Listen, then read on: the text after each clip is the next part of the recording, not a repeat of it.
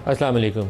तहरीक-ए-इंसाफ की लीडरशिप आज इमरान खान से मुलाकात करने गई और वहाँ से पुलिस वाले उनको बगैर मुलाकात किए हुए उठा के ले गए, जेल में बंद कर दिया और फिर लेकिन उनकी रिहाई हो गई। तरीक़ाकार अभी समझ में नहीं आया। एक तो मुमकिन तौर पर जो पाकिस्तान तहरीक-ए-इंसाफ की तरफ से इम्कान है कि जल्द ही इमरान खान किसी एक दिन एहतजाज के लिए चुनेंगे और पूरे पाकिस्तान में पीटीआई को कहा जाएगा, पीटीआई वर्कर्स को भी और लीडरशिप को भी, कि वो स्ट्रीट प्रोटेस्ट की तरफ जो है वो पार्टी को लेकर चलें, जिसके ऊपर अली मीन गंडापुर ने कहा है कि इस दफ़ा जब वो एहतजाज के लिए आएंगे तो वो इमरान खान की रिहाई तक वापस नहीं जाएंगे। गो इस तरह के वो दावे माजी में भी करते रहे और सबसे पहले खुद ही अली मीन गंडापुर ही गायब हो जाते रहे, लेकिन कभी इम्कान इस बात का मौजूद है कि पीटीआई इस दफ़ा लंबे एहतजाज की तरफ जाए, क्योंकि उनकी पार्टी से ऐसी इंडिकेशन आ रही हैं। तो क्या ये जो गिरफ्तारियों का अमल था ये मुमकिन तौर पर एक पेशबंदी थी इंतज़ामिया की कि पीटीआई ने एहतजाज पे जाना है तो लीडरशिप को पहले ही उठा लो? क्या ये वाला मामला है? दूसरी तरफ इमरान खान के दो मुकदमात ऐसे हैं। एक तो तोशा खाना वाला बहुत कमज़ोर केस है, लगता यही है कि बुशरा बीबी की रिहाई के बाद इमरान का भी उसमें ज़मानत हो जाएगी। लेकिन दूसरा मामला जो 190 मिलियन पाउंड वाला है वो बड़ा टेढ़ा केस है। गो उसको भी मलिक रियाज की और शहजाद अकबर की गवाहियों के बगैर ये कहा जाए कि केस कंक्लूड हो गया, या उस वक्त की सुप्रीम कोर्ट के जो चीफ जस्टिस थे साकिब निसार साहब, जिन्होंने 190 मिलियन पाउंड आया और सुप्रीम कोर्ट में जमा भी हो गया और किसी ने उस पर चूँ चरा नहीं की, और उस वक्त की इस्टेब्लिशमेंट जिसने खामोशी इख्तियार किए रखी, सारों से ये सवाल जवाब करे बगैर ये केस कंप्लीट नहीं हो सकता। लेकिन फ़िलहाल इमरान का मामला उस केस के अंदर टेढ़ा लगता है और 342 का अगर बयान हो जाता है तो वो शायद आइंदा चंद दिनों में सज़ा की तरफ भी, इस वक्त चूँकि हुकूमत एक तरीक़ाकार की तरह चल रही है जिसमें किसी भी वक्त वो हो सकता है कि उसको सज़ा की तरफ पुश करें कि मामला सज़ा की तरफ चले जाए। इमरान खान के पास उसके बाद फ़ोरम मौजूद होंगे, इस्लामाबाद हाई कोर्ट का भी या सुप्रीम कोर्ट का भी, लेकिन नैब कोर्ट से अगर सज़ा हो जाती है तो उनके लिए वो सर के ऊपर एक तलवार दोबारा से लटकनी शुरू हो जाएगी। तो कौन से ऐसे महरक़ात हैं जो इस वक्त सियासी तौर पर हुकूमत को मजबूर कर रहे हैं कि ये पकड़ धकड़ का सिलसिला जारी रखा जाए? पीटीआई का एहतजाज क्या रंग लाएगा? आइंदा आने वाले दिनों में पाकिस्तान हुकूमत की भी और पीटीआई की भी जो सियासी हिकमत अमली है वो क्या होगी? इन सारों को प्रोग्राम में आज हमारे साथ डिस्कस करेंगे। इस्लामाबाद में शोएब शाहीन साहब हैं, सीनियर रहनुमा पाकिस्तान तहरीक-ए-इंसाफ के। शोएब साहब वेरी वार्म वेलकम। और लाहौर से हमारे साथ शामिल हो रहे हैं राना सनाउल्लाह खान, मशीर बराए सियासी अमूर, सीनियर लीडर हैं PMLN के। राना साहब आपको भी खुश आमदीद। राना साहब आप ही से आगाज़ करना चाहूँगा, क्या ट्रंप के आने के बाद इमरान खान की सियासी पोजीशन मजबूत हुई है या उसमें कोई फ़र्क नहीं आया?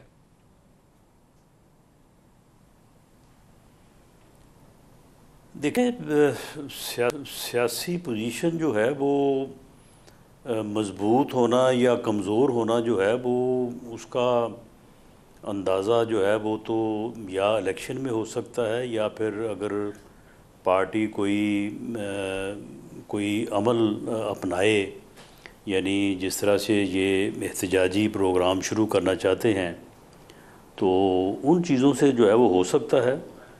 जहाँ तक उनकी कानूनी पोजीशन है तो कानूनी पोजीशन तो मुख्तलिफ़ केसों में मुख्तलिफ है, और ख़ास तौर पे जिस केस का हवाला आपने अपने इंट्रो में दिया है वो तो 2+2 4, यानी बड़ी सीधी बात है कि एक प्रॉपर्टी टाइकून का वहाँ पे पैसा जो है वो पकड़ा गया मनी लॉन्ड्रिंग के सिलसिले में। वो पैसा वहाँ के कानून के मुताबिक जो है वो यहाँ कौमी ख़जाने में आना था। शहजाद अकबर ने उसके साथ डील की, को तकरीबन 8 से 10 अरब रुपए की प्रॉपर्टी जो है वो इन्होंने हासिल की यहाँ पे, यानी वो सीधी सीधी करप्शन है। 240 कनाल तो ये बनी गाला में है जो फरा गोगी के नाम रजिस्ट्री करवाई, और बाकी वो जो ट्रस्ट है वो तो सारा फ्रॉड था। ट्रस्ट किस बात का, यानी वो सारी प्रॉपर्टी जो है वो ट्रस्ट जो है उसमें इमरान खान साहब खुद है और उनकी अहलिया मोहतरमा है।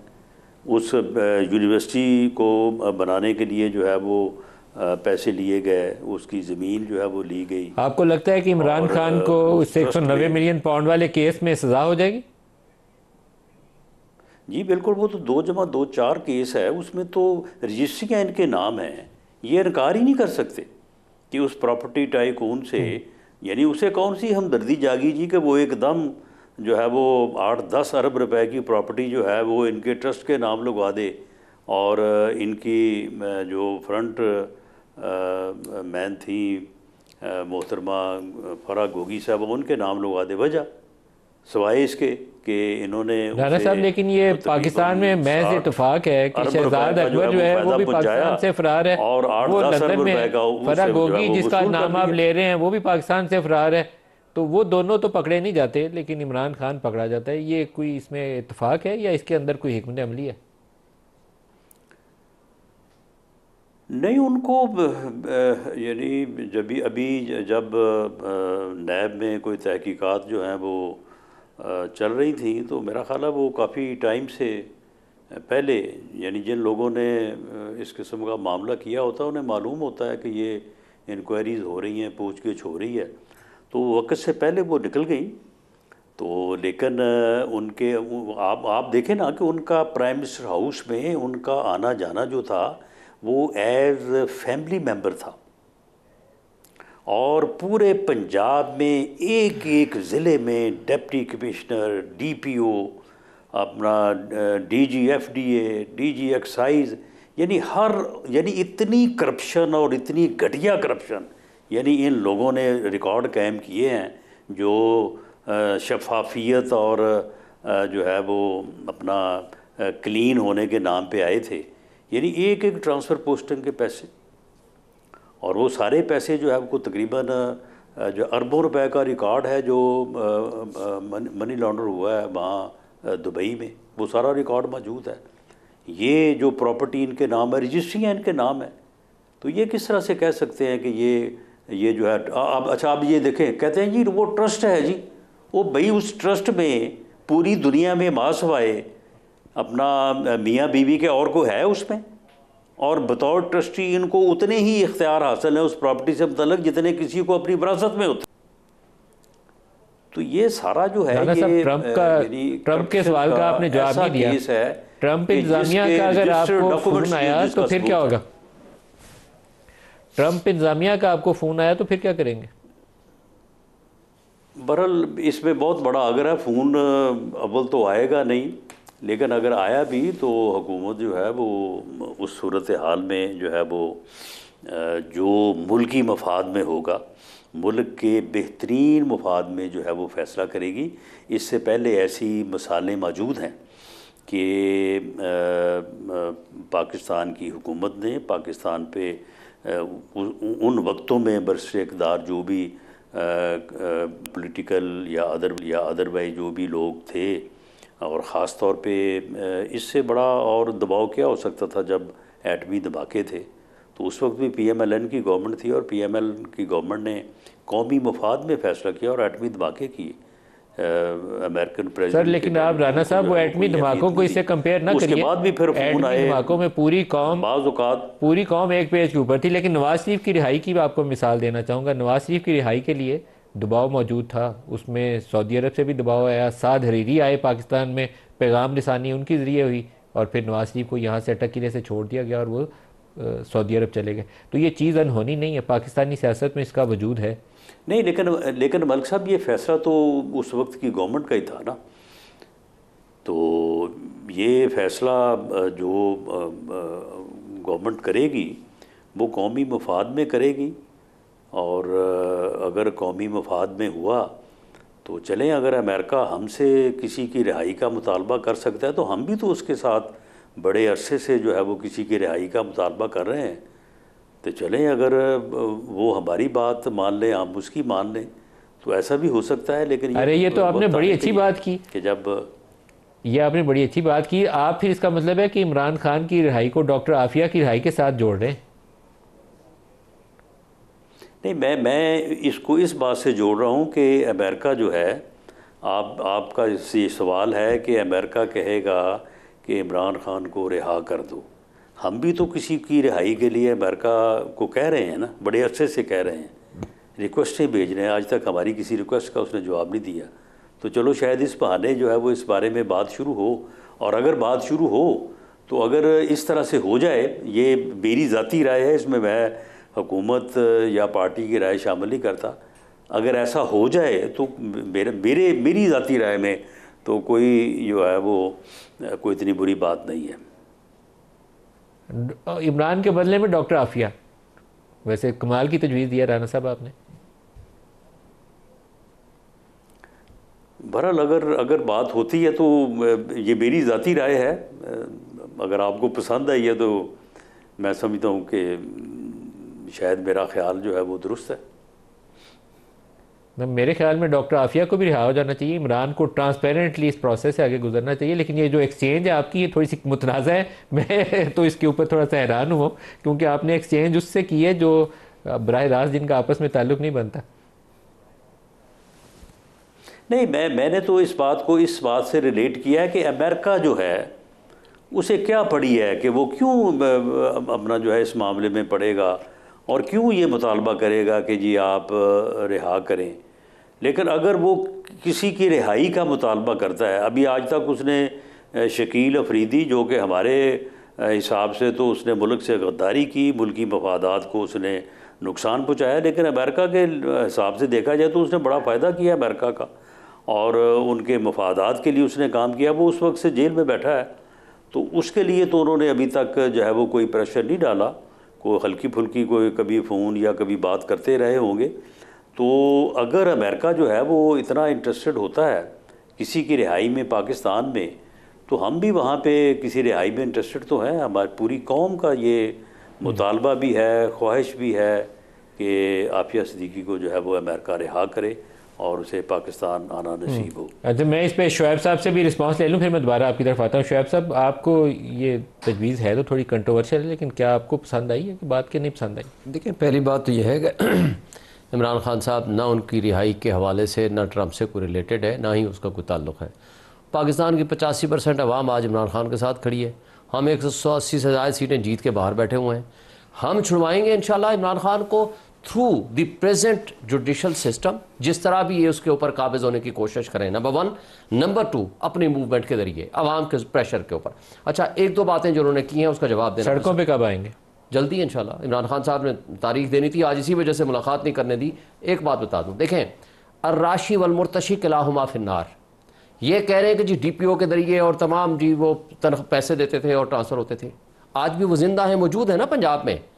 आज उनको एक एक को पकड़ें, उनके खिलाफ तो एक्शन लेना। अगर उस्मान बुज़दार उसमें मुलव्वस था, उसके खिलाफ एक्शन लें, कोई एक मुकदमा उसके ऊपर बनाए। आप बातें करें, अच्छा जी आगे चलें, फराग होगी तो पकड़े ना आप उनको, किसने मना किया है? अच्छा, ये इस केस में फराग होगी की जो ट्रांसफ़र ऑफ प्रॉपर्टी थी, जो इनका गवाह पेश हुआ है नैब की तरफ से, गवर्नमेंट की तरफ से, प्रोसिक्यूशन की तरफ से, उसने कहा जी उसने पैसे इतने दिए, उसके बदले में प्रॉपर्टी ट्रांसफ़र कराई। इनके अपने गवाहों ने जो कुछ कहा। अच्छा, ट्रस्ट किसके नाम है? भाई, ट्रस्ट जो होता है उसका बेनिफिशियल ओनर कौन है? ट्रस्ट का बेनिफिशियल ओनर भी कोई होता है ना, वो पब्लिक एट लार्ज है। अच्छा, जब खुदा न खास्ता इन केस ऑफ डेथ की सूरत में या ए वाइंड अप हो जाता है ये ट्रस्ट, ये सारी प्रॉपर्टीज किसको जाएगी? ये वापस चली जाएगी टू दी ट्रस्ट, या वो मलिक रियाज को वापस चली जाएगी। ये नहीं हो सकता कि किसी की जेब में 1 रुपया भी जाए। तो बात ये होती है कि अच्छा, मैटर सब जुडिस है, एविडेंस आ चुकी है, आने देना। अच्छा, फिर एक और चीज़ मुझे बताएं जी, पैसे तो आए सुप्रीम कोर्ट में, किसी ने उस पर ऑब्जेक्शन नहीं किया, और अभी सुप्रीम कोर्ट ने उठा के गवर्नमेंट को पैसे दे दिए हैं विद प्रॉफिट। उसके अलावा सर, माजरत के साथ, उसके अलावा के साथ जो ये बात है, सीधी करप्शन का केस है, कॉन्फ्लिक्ट ऑफ इंटरेस्ट का केस है। नहीं, कोई जस्टिफिकेशन। अच्छा, सुन लेना, 190 million pound proceed of crime थी। नेशनल क्राइम एजेंसी बरतानिया ने पकड़ी और उसे कहा कि पाकिस्तानी टैक्स पेयर्स का पैसा है, पाकिस्तान को वापस किया जाए। आपने जो जुर्माना होया हुआ था मलिक रियाज को, उसके अगेंस्ट उसको 190 मिलियन पाउंड एडजस्ट करा दिया। इससे ज्यादा बड़ा नहीं, माजरत, ये आपकी हुकूमत ने गलत फैसला किया। सुन ले, धोखा दिया इस कौम को कैबिनेट ने, और वो जो कैबिनेट के लोग थे उनको पकड़ा जाना चाहिए। सुन लेना नदीम साहब, पहली बात तो ये है कि वो पैसा आप किधर है? पैसा आपने किस तरह दे दिया सुप्रीम कोर्ट को कि मलिक रियाज के जुर्माने में एडजस्ट कर दो? सुप्रीम कोर्ट में पैसा जो मौजूद था, उसको साकिब निसार को तलब करना चाहिए, उसको बुला के उसको विटनेस बॉक्स में खड़ा करें। यही बात है। For the time being we presume कि ये गलत जमा हो गया, वापस हो गया ना। अरे वापस आपकी मेहरबानी से थोड़ा जमा हुआ, सुप्रीम कोर्ट ने दिया ना। सुप्रीम कोर्ट ने दिया क्या? वो जिन्होंने जमा किया था उन्होंने वापस किया। उससे आगे जाए, मुझे बताएं, नई कैबिनेट आ गई 2022 में, नई कैबिनेट आई ना, उस कैबिनेट का कोई डिसीजन बता दे कि पिछला कैबिनेट डिसीजन गलत था, हम ये पैसे वापस लेकर उधर भेज राना साहब बैठे हैं ना, बता रहे हैं। नहीं किया इन्होंने। मैं तो मुसलसल मुतालबा करता रहा। और तीसरी बात जो सबसे अहम है, NCA क्या, और मलिक रियाज के दरमियान होने वाला एग्रीमेंट इनको कहें पब्लिश कर दें, आपके सामने सब कुछ सामने आ जाएगा। क्यों नहीं पब्लिश करते? जो उस वक्त की आपकी इमरान खान की प्राइम मिनिस्टर हाउस में बैठे हुए एक बैरिस्टर नसीम जो एडवोकेट थे, उन्होंने उसके ऊपर दस्तखत किए हुए। आई थिंक उसकी कुछ क्लॉजेज हैं जो बाइंडिंग करती हैं कि उसको पब्लिक डोमेन में ना भेजा जाए। तो बात नहीं, उसमें यह था, दोनों के दरमियान ये तय हुआ था, उनके दरमियान NCA और मलिक रियाज के दरमियान, कि इसको अगर कोर्ट तलब करे या कोई एजेंसी तलब करे या कोई भी करे, इसको पेश कर दे, मगर ये इसको अदरवाइज पब्लिश ना किया जाए। लेकिन अब तो चूंकि मैटर कोर्ट में आ चुका है ना, अब इनको कहें कि इनकी गवर्नमेंट है ना, वो NCA का एग्रीमेंट पब्लिश कर दे, उनके दरमियान तय क्या हुआ, सारी चीजें आपके सामने नजर आ जाएंगी। आपको सारा उसके अंदर जो होने वाली क्राइम अगर है तो आपके सामने नजर आ जाएगा। है तो करप्शन है, कॉन्फ्लिक्ट ऑफ इंटरेस्ट है राना साहब। लेकिन आप ये मुतालबा कर रहे हैं कि डिटेल्स पब्लिक कर दें, तो आप डिटेल्स पब्लिक कर दें। नहीं, देखें मलिक साहब, ये मामला जो है, ये बिल्कुल ये बात शाहीन साहब दुरुस्त कर रहे हैं कि ये सब जुडिस है। अदालत से जब फ़ैसला होगा तो उसके बाद ये सारी डिटेल्स के ऊपर जो है वो बात होगी। लेकिन मामला ये है कि इस तरह से यानी चतर चलाकी से एक सीधा सीधा करप्शन का केस है, गबन का केस है। आपने एक प्रॉपर्टी टाइकून का जो है वो 60 अरब रुपया जो है वो उसकी लायबिलिटी के अगेंस्ट एडजस्ट हुआ है, और उसके मुकाबले में जो है वो आपने बाकायदा कोई 8 से 10 अरब रुपए की प्रॉपर्टी ली है। वो ट्रस्ट के नाम करवाई है आपने, फरागोगी के नाम करवाई है, रजिस्ट्रियाँ मौजूद हैं, एक धेला आपने नहीं दिया, रजिस्ट्रियों का खर्चा तक आपने नहीं दिया।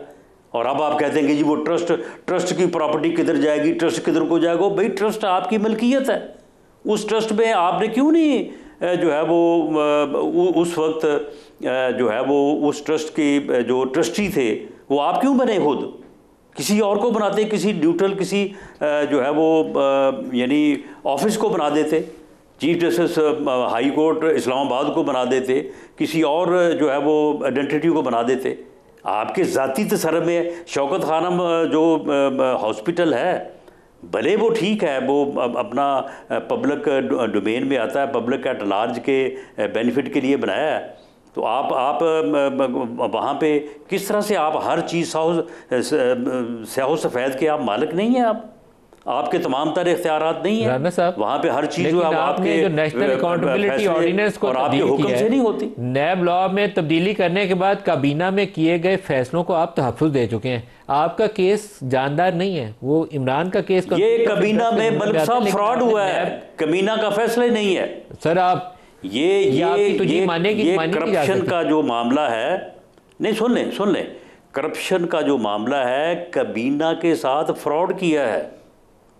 शहजाद अकबर और इमरान खान साहब बतौर प्राइम मिनिस्टर, उन्होंने काबीना को धोखा दिया है। काबीना के लोग जहाँ पे बयान दिया उन्होंने कहा जी हमें दिखाई कोई चीज़ नहीं, एजेंडे पे थी कोई चीज़। राना साहब, आपने नैब लॉ केस, इमरान खान का केस जो है उसको ख़त्म कर दिया। आपने नैब लॉ को अमेंड करके इमरान का केस ख़त्म कर दिया। अब ये हाई कोर्ट से तो ये नहीं, इमरान का केस जो है ना ये नहीं ख़त्म नहीं होता। देखें बात ये है कि काबीना के फैसले को तहफ़्फ़ुज़ है। अगर काबीना के साथ फ्रॉड करके कोई फैसला हासिल किया जाए उसको तहफ़्फ़ुज़ नहीं है। शहजाद अकबर की काबीना का फैसला ही कैसे साबित करेंगे कि फ्रॉड हुआ?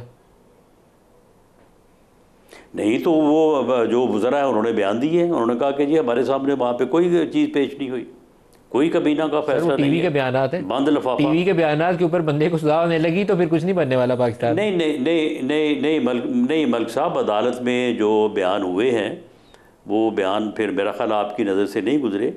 वहाँ पे उन्होंने बिल्कुल ये बात साबित है कि कोई मामला काबीना में पेश नहीं किया गया, बल्कि काबीना को चक्कर दे के फ्रॉडुलेंटली जो है एक फ़ैसला हासिल किया गया। और उसके बाद जाके उसने वहाँ पे शहजाद अकबर साहब ने ख़ुद, वो ज़ाती तौर पे भी मुस्तफ़ीद हुए, वो उन्हीं साहब से जिनके पैसे थे, तो उन्होंने जाके जो है वहाँ पे बयान दे दिया और बयान दे के NCA का फ़ैसला हासिल किया। जो ये कहते हैं जी NCA के फ़ैसले की तफसीलात जो है वो आप जो है वो शाया कर दें या पब्लिक कर दें, वो भाई वहाँ पे आपने जाके बयान दे के तो ये फ़ैसला हासिल किया है। तो ये एक सीधा करप्शन का फैसला नहीं किया। देखिए, मैं नहीं समझता कि इसमें कोई NCA और मलिक रियाज के दरमियान, उनके दरमियान एग्रीमेंट हुआ, उस एग्रीमेंट के तहत पैसे यहाँ आते हैं, उस एग्रीमेंट को के नतीजे में पैसे यहाँ आते हैं ना। बाद में कहाँ से एग्रीमेंट हमने किया, हमने एनसीओ के पास कहाँ से गए, वो तो पहले हुआ, उसके नतीजे में पैसे आते हैं। शहजाद अकबर का क्या रोल था? मेरी नॉलेज में तो कुछ नहीं है, not a member of the cabinet, लेकिन मैं तो सिर्फ ये बता सकता हूं, ये तो ना करें कि उसका रोल ही नहीं था, सारी इस प्रोसेस के अंदर उस एग्रीमेंट की इजाजत ही उसके बयान से हुई है। सुने ऐसे एग्रीमेंट हो नहीं सकता था। क्या उस एग्रीमेंट पहले हुआ और पैसे बाद में आए? ऐसे ही हुआ ना, एग्रीमेंट के पैसे कैबिनेट का डिसीजन पहले आ गया और एग्रीमेंट बाद में हुआ। आउट ऑफ कोर्ट जो एग्रीमेंट हुआ था उसी कितने काबीना ने उसको एंडोर्समेंट दे दी ना, तो बाद में दी ना। उसके बाद ये कहना कि पहले कैबिनेट का डिसीजन हो गया और बाद में जाकर एनसीए के साथ इन्होंने नेगोशिएट किया, वो तो नहीं हुआ। इसका मतलब है कि पहले एनसीए और मलिक रियाज के दरमियान एग्रीमेंट हुआ, वहां से पैसे आए और उसके नतीजे में कैबिनेट ने उसको एंडोर्स किया। अच्छा, कैबिनेट के मुझे बताएं कितने मेंबरों के खिलाफ पर्चा दिया? नहीं मलिक साहब, ऐसे नहीं हुआ है ना, मिनट्स पहले शहजाद अकबर ने पाकिस्तान गवर्नमेंट की तरफ से कंसेंट दी, उस कंसेंट की बुनियाद के ऊपर जो एग्रीमेंट हुआ।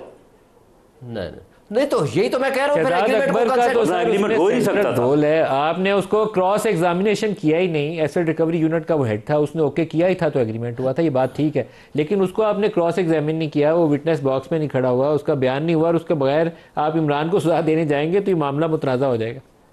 नहीं, वो तो मुल्ज़म है ना, वो नहीं, तो या तो देखिए एक और बात है, कैबिनेट के डिसीजन को दूसरी कैबिनेट डिसीजन या तो ओवरटर्न करे, नहीं किया। कैबिनेट डिसीजन ओवरटर्न नहीं होती तो कैबिनेट डिसीजन कोई भी गवर्नमेंट हो, that remains the cabinet decision. आपने डिसीजन है ही नहीं, मैंने हर प्रोग्राम में कहा कैबिनेट डिसीजन है ही नहीं। मिनट्स बनते, सुने, मिनट्स बने थ्रू सर्कुलेशन के डिसीजन से पहले शहजाद अकबर ने वहां पे कंसेंट दी, वो मिनट्स अगली दफा कंफर्म होते हैं। That was criminal. देखिए आप उस बुनियाद के ऊपर एनसीए के साथ एग्रीमेंट हुआ, दैट वाज क्रिमिनल। जब वो राणा साहब वो लिफाफा ले रहा गया था, ये लिफाफा जो है वो देखिए, उसमें जो तहरीर है वो बड़ी मोमल सी है। दरअसल हुआ ये कि इन्होंने सारा कुछ कर पहले लिया था, बाद में फिर इनको किसी ने समझाया होगा कि जी आप इसको कैबिनेट के थ्रू से गुजार दें तो कल को आपको जो है वो इसमें पूछा नहीं जाएगा, या आपको इसमें जो है वो डिफेंस जो है वो इस तरह से हासिल होगा। मामला ये है कि तो पहले शहजाद अकबर ने on behalf of Pakistan government वहाँ पे कंसेंट दी, उस कंसेंट की बुनियाद के ऊपर एनसीए के साथ एग्रीमेंट हुआ, और उसके बाद इन्होंने कैबिनेट के साथ जो है वो बिल्कुल एक, आप समझ लें कि कैबिनेट को बाईपास करने, चक्कर देने वाली बात है। कैबिनेट का कोई ऐसा डिसीजन नहीं है, कोई ऐसा डिसीजन नहीं है कि जी आप जाएं और जाके वहाँ पे अपना क्लेम ख़त्म करके गवर्नमेंट के पैसे, सरकारी ख़जाने के पैसे जो है कन्वर्ट कर दें उधर उसके ज़ाती अकाउंट में। कोई ऐसा डिसीजन नहीं है। ब्रेक करीब आ गया जी, ब्रेक रहिएगा। प्रोग्राम में दोबारा खुशामदीद कहते हैं। इस वक्त पूरे पंजाब की सूरत हाल ये है कि आप आसानी के साथ सांस नहीं ले सकते। यूनिसेफ ने एक रिपोर्ट जारी की है जिनके मुताबिक 11 मिलियन जो बच्चे हैं पंजाब में, उनकी सेहत को, उनकी जान को ख़तरा है, क्योंकि स्मॉग लेवल इतना ज़्यादा है कि जब वो इनहेल करते हैं तो उससे उनको सांस लेने में दुश्वारी होती है, उनको आँखों में प्रॉब्लम होती है। तो ये वाला मसला हल करने के लिए हम पिछले कई सालों से कहानियाँ सुनते हैं कि वो क्रॉप बर्निंग होती है बॉर्डर के उस पार और हमारी सूरत हाल ख़राब हो जाती है। अब मैंने बहुत से लोगों से जो एक्सपर्ट्स हैं उनसे राय ली, तो उनका ख्याल ये है कि ये जो हमारी व्हीकल एमिशन है, जो गाड़ियों से धुआं निकलता है, जो हमारा ये चिंची रिक्शा चलता है, ये जो क्रॉप बर्निंग सिर्फ ना सिर्फ बॉर्डर के उस पास बल्कि इस पार भी जो होती है, फिर ये जो चिमनियों से धुआं निकलता है फैक्ट्रियों की, जब तक हम ये कम्प्रीहेंसिवली इसको एड्रेस नहीं करेंगे तो हम इसको ठीक नहीं कर सकते। लेकिन हमारी सूरत हाल ये है कि हमने जितने ग्रीन एरियाज़ थे जंगलात ख़त्म करे जा रहे हैं और उसको कंक्रीट के जंगल बनाते जा रहे हैं, जिससे प्रॉब्लम कॉम्प्लिकेट होती जा रही है बजाय दुरुस्त होने के। तो हमने प्रोग्राम के हिस्से में दावत दी है राजा जहांगीर, सेक्रेटरी माहौलियात पंजाब। आपको राजा साहब खुश आमदीद कहता हूँ। आपके पास एक कम्प्रीहेंसिव प्लान है कि हमने 2, 3 साल, 5 साल, 7 साल में इस इशू को एड्रेस कैसे करना है? क्योंकि जिस लेवल पे अब ये 1000 से ऊपर चले जाता है आपका वो जो वो स्मॉग इंडेक्स सुबह के वक्त आप जारी करते हैं, तो ये तो लोगों के लिए ज़िंदा रहने के लिए बड़ी मुश्किल है। जी मनसा, सबसे पहले तो प्लीज एक्सेप्ट माय कॉम्प्लीमेंट, आपने बड़ा ज़बरदस्त इंट्रो दिया ये बेसिकली 5 चीजें हैं जैसे आपने गिनवा दी, मैं आपके नाज़रीन को रिपीट कर रही हूँ। At the cost of reputation, एक ऑफकोर्स ट्रांसपोर्ट है, जो रेगुलर ट्रैफिक है, इसकी को कमीशन है। आपने सही फरमाया कि स्टबल बर्निंग है, जो की वाकयात चलाते हैं। नंबर 3 इंडस्ट्रियल कमीशन है, जो धुआं फैक्ट्री से निकल रहा है। ब्रिक किम्स का है। और चौथा है फिजिकल डस्ट, जो कंस्ट्रक्शन साइट से, चाहे वो सड़क बन रही है, चाहे घर बन रहा है, चाहे प्लाजा बन रहा है, उसकी जो डस्ट है वो भी हवा में जाती है। और अगली बात आपने बड़ी इंपॉर्टेंट की, ट्रांस बॉर्डर या क्रॉस बॉर्डर जो हमारी कई सालों से आप सही फरमा रहे थे कि काम सुनने में आ रहा है, तो इसमें मैं करता चलूँ कि अपने पंजाब, पाकिस्तान के पंजाब में इस साल 66 लाख एकड़ रस्ते पे चावल काश्त हुआ, जो पिछले साल से 10% जायद है। और मेरा कंसर्न, पाकिस्तान की अच्छी न्यूज है ये माशाल्लाह कि 10% ज्यादा काश्त हुई, हमें ज्यादा फॉरेन एक्सचेंज मिलेगा क्योंकि एक्सपोर्ट भी हो रहा है। मेरा कंसर्न ये था कि इस साल 10% ज्यादा ये बर्न भी होगा, क्योंकि हमारा काश्तकार और इंडियन काश्तकार का क्रॉपिंग पैटर्न सेम है, एग्री प्रैक्टिसेस सेम है, हमारा माइंडसेट सेम है। और जब एक ही तरह के टाइम में दोनों तरफ के क्रॉप बर्निंग होती है, तो यकीन करें कि इसमें आपको शायद इससे गवर्नमेंट की क्रेडिबिलिटी का इशू होता है। हम इंटरनेशनल जो नासा की वेबसाइट्स हैं, जो इंटरनेशनल वेदर वेबसाइट्स हैं, हम उनको कोट करें, क्योंकि पाकिस्तान के पास अपना कोई ऐसा निज़ाम नहीं है कि जो हम उसको कोट करें, या गवर्नमेंट के पास ऐसी कोई वेबसाइट नहीं, एक्सेप्ट फार्को की जो हमारी मेट डिपार्टमेंट की है, लेकिन मैं उसको कोट नहीं कर रहा। अगेन मैं रेफर कर रहा हूँ जो नासा की और जो इंटरनेशनल वेबसाइट्स हैं, और मैं नाम भी ले सकता हूँ लेकिन मुनासिब नहीं होगा शायद, उसमें आप क्लियरली देख सकते हैं कि दोनों साइडों पे आग बराबर की लगी हुई है। इंडियन साइड से थोड़ा ज्यादा है क्योंकि उनके पास एरिया ज्यादा है, और हमारा काश्तकार जो है वो भी कम नहीं है। अब नदीम भाई, इसमें दूसरी चीज जो वहां से इफेक्ट कैसे आता है उसको थोड़ा सा डिस्मिस किया जा रहा है। जो पिछले 15 दिन से हमने उसका जो ईस्टर्न विंड कॉरिडोर का जो मॉडल हमने देखा, बनाया बल्कि खुद से, उसमें जो विंड की स्पीड है वो 4 किलोमीटर पर आवर से लेके 12 किलोमीटर पर आवर तक उसकी स्पीड है। और जब स्पीड 4 किलोमीटर पर आवर से ज्यादा होती है तो वो कैरी कर सकती है फ्लूटेंट जो लाहौर के ऊपर आके स्टक होते हैं जी। और ये वाइस वर्सा भी है। अब ये रिवर्स भी होती है, वेस्ट से ईस्ट भी जाती है हवा और ईस्ट से वेस्ट भी आती है। अभी जैसे मैं आपसे बात कर रहा हूँ, आज दिन में 4 घंटों में तकरीबन 300 AQI नीचे आया, क्योंकि सिर्फ 2 से 3 घंटों में जो एयर डायरेक्शन थी वो चेंज हुई। लेकिन हैविंग सेड दैट, अब हुकूमत के इक़दाम क्या हैं वो मैं, अगर आप इजाजत देंगे तो मैं अगले 2-3 मिनट में आपको सबमिट कर देता हूँ। सिर्फ डबल बर्निंग की फिलहाल बात करते हैं। इसमें जैसे मैंने अर्ज किया कि हमारे काश्तकार जो हैं वो क्यों करते हैं, वो इसलिए करते हैं कि वो जल्दी में होते हैं। पहले एक फसल काश्त की जाती थी, अब 2-2 फसलों का प्रेशर होता है। अब उन्होंने बीज सो करनी है, उसके लिए वो इमीडिएटली जमीन तैयार करनी होती है उनको, और उसके लिए वो आसान तरीन हल है कि उसको आग लगाएं और उसके बाद उसमें अपनी हल चलाएं और फसल बो दें। हमने इनको इस साल 1000 सुपर सीडर दिया है गवर्नमेंट ऑफ पंजाब ने। चीफ मिनिस्टर ने 60% सब्सिडी पे, ये 12.5 लाख की मशीन है, 8 लाख गवर्नमेंट दे रही है और 4-4.5 लाख का काश्तकार खुद देता है जी। ये श्रेड करती है उसको छोटे पीसेज में और जमीन में मिक्स कर देती है इसको, ताकि उसकी फर्टिलिटी में इजाफा हो, और बीज भी स्टोक कर देती है। ये कम है, 4000 मजीद इंशाल्लाह अगले साल में दिए जा रहे हैं। प्लस नदीम भाई, इसमें इंटरनेशनल कंपनीज ने हमें अप्रोच किया और उन्होंने इससे बायो रिफाइनरी बनाने की इंशाल्लाह इससे आने जा रहे हैं। 2 कंपनियों ने अप्रोच किया और इंशाल्लाह वो भी अगले साल में सेटअप हो जाएंगी, जिससे इससे बायो एथेनॉल बनेगा और ये जो जिसको बायोफ्यूल बन सकता है जो रेजिड्यू है। ये जो गाड़ियों का जो धुआं है जी, जो चिंची रिक्शे का धुआं है, उसका क्या कर रहे हो? आपको तो ये 2 महीने उनको सड़कों से बंद कर देना चाहिए। नवंबर दिसंबर के महीने में 5 साल से पुरानी गाड़ियां और चिंची रिक्शा सड़कों पे नहीं होना चाहिए। ये बिल्कुल मुनासिब बात की आपने। अब मैं अगर आपको लाहौर की तरफ बता सकूं नदीम भाई, इसमें 5.2 मिलियन मोटर बाइक्स हैं, 52 लाख, 1.3 मिलियन गाड़ियां हैं, 3 wheeler 4 wheeler truck van bus car सबके मिलाकर मैं नंबर दे रहा हूँ आपको। लाहौर 15 मिलियन आबादी का शहर है। अब ये सारी की सारी गाड़ियां, जाहिर है कोई थोड़ा धुआं दे रही है, कोई ज्यादा धुआं दे रही है। बहरहाल vehicular traffic is one of the main cause. अब ये अब इसका कर क्या रहे हैं हम लोग? इसमें एक तो हम इलेक्ट्रिक बसेस की तरफ जा रहे हैं। लाहौर इस हवाले से थोड़ा सा ब्लेस्ड है कि यहाँ पे मैस ट्रांजिट का निजाम पहले से मौजूद है। हमारी ऑरेंज ट्रेन है, मेट्रो बसेस वगैरह हैं, इन सबको रिप्लेस किया जा रहा है। जो गैसोलीन बसेस हैं इनको इलेक्ट्रिक बसेस सब रिप्लेस किया जा रहा है। इंशाल्लाह दिसंबर में पहला फ्लीट आ भी रहा है इलेक्ट्रिक बसेस का। चीफ मिनिस्टर ने 20,000 के करीब मोटर बाइक्स दी हैं स्टूडेंट्स को, जो बढ़ा के अब तादाद और आगे जा रही है।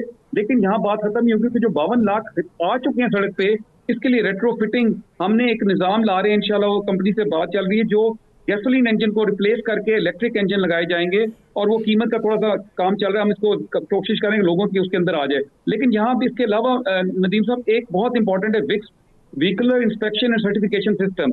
ये को 8 से 10 साल पहले गवर्नमेंट लेके आई थी स्विस ताबन के साथ। यहाँ पे फिटनेस सर्टिफिकेट जरूरी है हर गाड़ी के लिए, उसमें 9 पैरामीटर्स हैं जिसमें एक धुआं देना भी है। लेकिन अनफॉर्चुनेटली लाहौर जैसे शहर के अंदर सिर्फ 3 विक्स स्टेशन थे और वहां पे भी लोग नहीं जा रहे थे। अब इसको प्राइवेटाइज किया जा रहा है कि प्राइवेट वर्कशॉप भी जो आपके करीब तरीन हो, कन्वीनियंट हो आपके लिए, अब वहां पे वो विक्स भी आ रहा है जी। नंबर इसके अलावा भी जो हम पेट्रोल की जो फ्यूल की क्वालिटी है उस पर भी क्रैक डाउन कर रहे हैं, क्योंकि उस पर भी बहुत एडल्ट्रेशन है। तो ये मल्टीपल फैक्टर्स हैं जो राजा सिर्फ साहब, ट्रांसपोर्ट सेक्टर में। मैं आपसे चंद रोज़ के बाद दोबारा इसके ऊपर फॉलोअप इसके ऊपर करूंगा, ताकि आपने जो इकदामात बताए हैं हम लोगों को शेयर कर सकें कि उसके ऊपर अमली टाइम में पेशरफ्त हुई है। राजा जहांगीर अनवर साहब, सेक्रेटरी माहौलियात पंजाब, हमारे साथ है। आपका बहुत शुक्रिया। राना सनौल्लाह साहब, एक और बड़ा केस जो लटकती हुई तलवार है वो है 9 मई वाला, और जनरल फैज़ की गिरफ्तारी के बाद अभी तक हमें उसके ऊपर फॉलोअप मालूम नहीं है। बहुत से लोगों का ख्याल यह है कि इमरान और जनरल फैज़ का केस इकट्ठा चलेगा 9 मई के हवाले से। आप क्या कहते हैं इस मामले में? देखिए मलिक साहब, इस बारे में जो एक DG ISPR ने स्टेटमेंट जारी की थी, मेरा ख्याल है कि 2 लाइन स्टेटमेंट थी, उसके अलावा कोई और ज़रिया, कोई इन्फॉर्मेशन नहीं है मासवाए इसके कि बाज़ लोग अपने वीलॉग्स में जो है वो अपने तौर पे जो है वो अपने अंदाज़े, अपना एनालिसिस जो है वो करते हैं। तो इसलिए वसूख के साथ या किसी इन्फॉर्मेशन की बुनियाद के ऊपर तो ये बात नहीं कही जा सकती कि जनरल रिटायर्ड फैज़ हमीद साहब को किस जुर्म में या किन एलिगेशंस में चार्ज किया जाएगा। अगर वो चार्ज सामने आ जाए तो फिर इस बात का अंदाज़ा जो है वो यकीनी तौर पे किया जा सकता है कि इसमें कुछ और लोगों को भी इन्वॉल्व किया जा सकता है या नहीं किया जा सकता। तो जब तक ये सूरत हाल सामने नहीं आती या इस बारे में कोई इन्फॉर्मेशन सामने नहीं आती, तो उस वक्त तक तो फिर अंदाज़ा ही है, अंदाज़े से बात की जा सकती है। इस बारे में सही कोई यकीनी बात तो सामने नहीं है। शोएब साहब, आप बताइएगा, 9 मई के मामले में जनरल फैज़ वाली मामला अगर सज़ा की तरफ आगे बढ़ता है या उनकी इन्वॉल्वमेंट के ऊपर सब्सटेंशिएट होता है केस, तो इमरान के लिए मुश्किलात होंगी? नहीं, इमरान खान के लिए कोई मुश्किलात इसलिए नहीं है कि देखें, इसके बारे में तो हाई कोर्ट तक फैसले आ चुके हैं। एक पहला फैसला दिया था यहाँ एक जज, एडिशनल सेशन जज पिंडी से, इस्लामाबाद से पहले, फरीदुद्दीन फरीद बलोच, उसने ऑर्डर किया। उसने कहा कि जो शख्स जेल में चला गया या थाने में चला गया या अंडर कस्टडी था, उसका कोई पीछे रोल नहीं होता। लिहाजा उसके बाद फिर GHQ का फैसला आया। अभी आखिरी फैसला आया है कोई 1.5 महीना 2 महीने पहले लाहौर हाई कोर्ट का 3 मेंबर बेंच का। उसने प्रैक्टिकली एक्सोनरेट कर दिया है इमरान खान को। इमरान खान का ही सिर्फ केस था, और उसके बाद 3 दफ़ा टाइम दिया एडवोकेट जनरल को पंजाब के। उन्होंने कहा जी जो आपके पास video, audio in the shape of evidence कोई भी मौजूद है, आप ले आइए, हम इसको फाइंडिंग्स देंगे।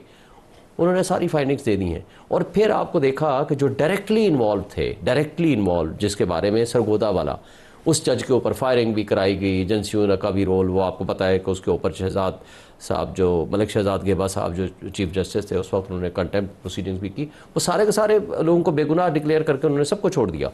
देखें, ये 9th में इर्रेस्पेक्टिव हम छोड़ देते हैं क्या हुआ, किसकी गलती क्या हुआ। जब आप पॉलिटिकल विक्टिमाइजेशन के लिए इस केस को इस्तेमाल करेंगे, जिसने प्रेस कॉन्फ्रेंस की उसको तो आपने छोड़ दिया। आपको याद होगा कि IG ने सबसे पहली प्रेस कॉन्फ्रेंस करके पहला नाम डॉक्टर मुराद रास का बताया था कि जी इसकी 26-27 काले हैं जी, ये है सबसे बड़ा मुजरिम ये है। वेरी नेक्स्ट डे उसकी प्रेस कॉन्फ्रेंस आती है और वो फरिश्ता बन जाता है, वो ही इज़ आउट। और इसी तरीके से जिसने प्रेस कॉन्फ्रेंस करता गया वो बाहर आता गया। तो इमरान खान के ख़िलाफ़ 9th में के इशू के हवाले से ना कोई एविडेंस है, और जुडिशल प्रोनाउंसमेंट, यानी वो जो लाहौर हाई कोर्ट का फैसला है उसको चैलेंज भी नहीं किया सुप्रीम कोर्ट में। That has attain finality. 3 member bench का फैसला है। जो रूटीन में रिट पिटीशन एक जज फैसला करता है, वहाँ 3 जजेस ने फैसला किया है। तो लिहाजा क्रिमिनल लॉ का जब कोई प्रोसीडिंग्स होती हैं तो prosecution has to prove his case beyond any shadow of doubt. इसलिए इस वक्त कोई एविडेंस ऐसी नहीं है जो इमरान खान को डायरेक्टली और इनडायरेक्टली इन्वॉल्व कर सके और इम्प्लीकेट कर सके। हमारे स्पोर्ट्स कॉरेस्पॉन्डेंट है कादिर ख्वाजा, वो हमें ज्वाइन कर रहे हैं। आपका शुक्रिया। ये बताइएगा कि ICC इसके साथ खतो किताबत की खबर आई है, क्या रिस्पॉन्स है ICC का? देखिए सर, आज जो है वो आईसीसी को बाकायदा तौर पर खत लिखा गया है और पाकिस्तान क्रिकेट बोर्ड को हदायत दी गई थी कि वफाकी हुकूमत की तरफ से गाइडलाइन आई थी कि आपने जो है वो ख़त लिखना है और उसमें सवालात पूछने हैं, ठोस जो है वो सवालात करने हैं और उनसे ठोस जवाबात मांगने हैं कि इंडिया जो है वो चैंपियंस ट्रॉफी के सिलसिले में पाकिस्तान क्यों नहीं आ रहा। पाकिस्तान देखें हमेशा से ही पहल करता है और मुस्बत जो है वो अपना अंदाज़ अपनाता है और एक अच्छे जेस्चर का मुजाहरा करता है, चाहे वो वर्ल्ड कप पहला हो या 2023 का वर्ल्ड कप हो, उसमें पाकिस्तान टीम गई थी। सवाल ये पैदा होता है कि बीसीसीआई ने जो है वो ईमेल की और आईसीसी को बाकायदा तौर पर उन्होंने फ़ोन के जरिए आगाह किया कि पाकिस्तान टीम नहीं भेजेंगे, हमारे सीनियर प्लेयर्स को खदशा है, सिक्योरिटी का खदशा है। तो बाकी दीगर जो यहाँ पर भारतीय टीम्स आ चुकी हैं, अभी कुछ माह पहले जो है वो मिक्स मार्शल आर्ट्स के मुकाबले हुए जिसमें इंडिया के फुल फ्लैश जो फाइटर्स थे वो यहाँ पर आए, डेविस कप के लिए यहाँ पर आए, फिर उसके बाद जो स्कॉश है उसके लिए यहाँ पर उनके एथलीट्स आए। तो यहाँ पर बाकी जो टीमें आई, इंग्लैंड की टीम्स आई, वेस्ट इंडीज़ की टीम आई, उसके बाद जिम्बाब्वे की टीम आई, ऑस्ट्रेलिया की टीम आई, यहाँ पर एशिया कप भी हो चुका है हाइब्रिड मॉडल के तहत, दीगर टीमें भी आ चुकी हैं। यहाँ पर कोई ऐसा मसला मसाइल नहीं है। आईसीसी के जो नुमाइंदगान हैं वो भी यहाँ पर आकर तमाम तर सूरत हाल, स्टेडियम्स की अपग्रेडेशन देख चुके हैं। आईसीसी का जवाब अब कब तक तो है कादिर? देखिए आईसीसी का जवाब कब आएगा? बिल्कुल सर, आईसीसी का जवाब जो है आज ईमेल पाकिस्तान क्रिकेट बोर्ड ने किया है और उनसे कुछ सवालात भी उन्होंने किए हैं। अब आईसीसी का जवाब जो है वो कल या परसों तक एक्सपेक्टेड है कि वो उनको क्या जवाब देते हैं और उसके बाद जो चीज़ें तय होंगी, या हाइब्रिड की तरफ जाना है या पाकिस्तान क्रिकेट बोर्ड का देखिए स्टांस और पाकिस्तान गवर्नमेंट का स्टांस यही है कि हाइब्रिड मॉडल तस्लीम नहीं करेंगे।